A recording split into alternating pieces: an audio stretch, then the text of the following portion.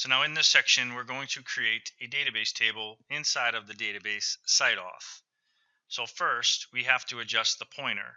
So meaning we have to adjust which database we want to interact with. So to see which database is currently being selected, we're going to issue the following query. So select database, and notice that we have the open bracket, close bracket, which is indicative of a function. So we're using an information function available with MySQL. And what it's doing is it's returning, like I said, which database is currently the pointer adjusted to. And here it's telling us null. So null meaning not defined.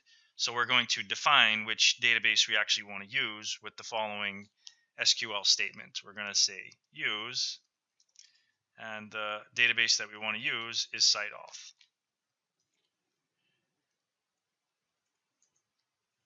And we'll hit the up arrow key to reissue that query. And now we can see that we're using site-auth.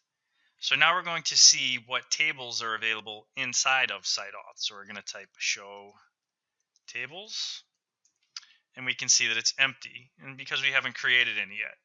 So what we're going to do is, I'm not going to type all this out. We're going to go back into that directory, lab2a, inside of there, open up the file, and underneath there, if you go down the bottom, you're going to find a create table statement.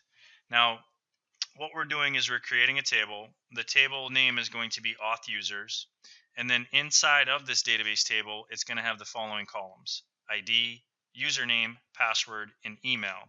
And over to the right, what we're doing is we're defining kind of like the table's structure or schema. So now we're going to copy this whole SQL statement, and we will paste this inside of the terminal. Hit enter. Now, if you didn't want this white space right here, you could have right clicked and open with Notepad, but the white space doesn't matter.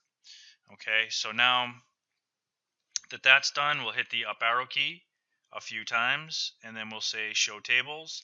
And now we can see that we created the database table auth users.